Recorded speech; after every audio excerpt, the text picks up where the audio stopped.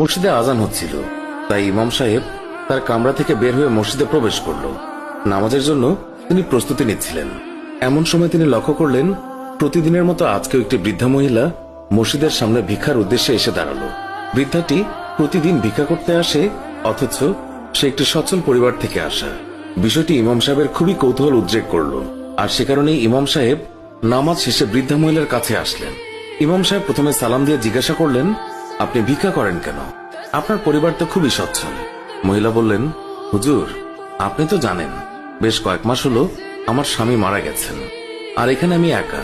বৃদ্ধা মহিলার একটি ছেলে ছিল, সে বিদেশে একটা ভালো চাকরিও করে। তখন হুজুর বললেন, আপনার ছেলে কি আপনাকে টাকা পয়সা দেয় না? মহিলা বললেন, সে আমাকে কয়েক মাস আগে টাকা পাঠিয়েছিল, কিন্তু এখন আর কোনো টাকা পয়সা পাঠায় না, শুধুই কিছু রঙিন কাগজের ছবি পাঠায়, আর আমি এইগুলো খুব যত্ন করে রাখি।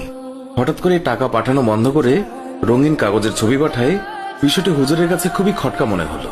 তাই তিনি বৃদ্ধাকে বললেন, আপনি যদি কিছু না মনে করেন, তাহলে আমি আপনার সাথে আপনার বাসায় যে রঙিন কাগজের ছবিগুলো দেখতে চাই, আর বুঝতে চাই কেন আপনার ছেলে টাকা পাঠানো বন্ধ করে এইসব পাঠাচ্ছে। বৃদ্ধা মহিলা তখন হুজুরকে বাসায় নিয়ে গেলেন আর রঙিন কাগজের ছবিগুলো দেখালেন। হুজুর এগুলো দেখে তো অবাক, কারণ এগুলো হলো ডলার। প্রত্যেকটা নোটই হলো $1 একটি নোট।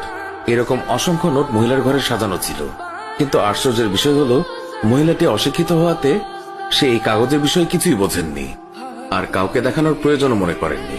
অথচ তিনি নিজেও জানতেন না যে তার ঘরে কত টাকা সাজানো আছে। এই সম্পদ তিনি ঘরে রেখে চুমু খান, আর বাইরে কত কষ্ট করে ভিক্ষার টাকায় তার জীবন চলে। এই গল্পটি দ্বারা বোঝানো হয়েছে, আমরাও আমাদের ঘরে পবিত্র কোরআন শরীফ সাজিয়ে রেখে দিই, কত চুমু খাই, অথচ এটি যে কত মহামূল্যবান তা আমরা বোঝার চেষ্টাও করি না।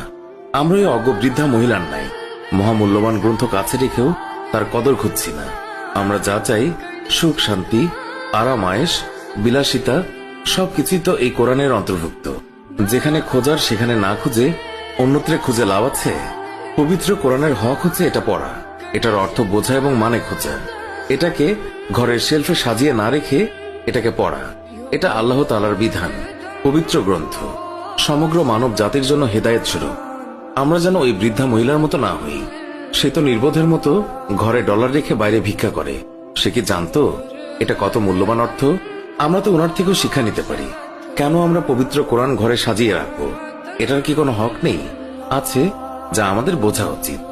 আশা করি আল্লাহ তাআলা যেন আমাদেরকে এইসব বোঝার তৌফিক দেন। আমরা যেন কোরআনের যথাযথ হক আদায় করতে পারি এবং নিজেকে সেই হিসাবে গড়ে তুলতে পারি। আমিন।